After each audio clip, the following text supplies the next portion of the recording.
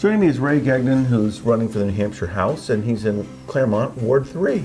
So Ray, next biennium, the leadoff thing has got to be the budget. Yes. It's the thing that it's the ritual we go through in New Hampshire every 2 years. Yeah, there's going to be some real challenges, some real money challenges. Obviously, the revenue sources are there. I, in the last biennium, was a strong supporter of gaming, not because I like gambling, not because I'm a gambler, but I just think we need to find other sources of revenue, and we need to keep the door open to talking about how we're going to better fund the state and better fund services and programs and roads and highways and everything else and economic development. But the issue is going to be the budget, and I think the biggest part we need are grown-ups. We need people who are going to go to Concord and actually sit down and compromise and work as a team, work collaboratively and cooperatively in crafting solutions. And I think for the past 8 years, but certainly for the past 2 years, I have shown and demonstrated that I have those skills. So my hope is that the people in Ward 3, Claremont, will say, hey, this guy's doing a good job. He's no ideologue in the sense of leftist or to any segment of the spectrum. He's actually somebody who's willing to look and find some real answers and willing to work with people to look at some solutions. So that's where I'm coming from, and that's what I think will hopefully win out, and I hope that's what the people will see, because the challenges, as you said, are very real. Money-wise in New Hampshire are always going to be a problem. We need to really strongly plan and rethink how we do business. So, well, let's talk about that. I mean, because we can push that into a lot of different directions. How we do business. Well, some of how we do business is attracting businesses to the state. You talked about, a bill that would attract a casino to the state or more. It's something you're in favor of looking at least. Yeah, I'm in favor of exploring that option and seeing, could we pick up another $300 million in revenue from casino gambling? But the issue is economic development, and the issue is growth. Now, I'm the chairman of a little-known statutory committee called the New Hampshire Canada Trade Council.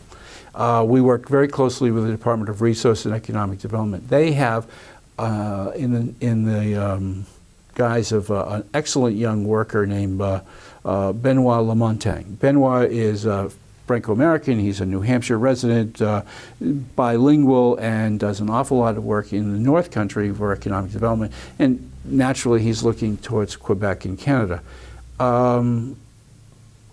He can't get funded to go to Canada. He has to use his own dime to go to a conference, go to a meeting, go to a presentation, because we, the state of New Hampshire, don't recognize this. And when we do talk to our Canadian colleagues, they know of Maine, they know of Vermont, they certainly know of New York, because all those three states have a real active, funded economic development push to garner and do collaborative jobs with them. Now, when we tell them, in French, because of Lamontagne's skills, that New Hampshire doesn't have a sales tax and doesn't have an income tax, they're amazed. They don't know this. They don't know this. Now, wouldn't it make sense for us to enhance that, our neighbor to the north? Wouldn't it be interesting to look at how we could do that? But we don't have any resources to actually fund the guy to go ahead and do this. So years ago, we used to have an office in Montreal. We closed that many, many years ago. So, I mean, that's really sort of long-term. Yeah. Well, that could happen. It can't be that actually, expensive. that could happen in this biennium, and both Senator D'Alessandro and I are talking about jointly sponsoring legislation that would look at that and to say, hey, let's think outside the box. Well, and presumably that could have a return on the investment. Yes, that could bring in real monies.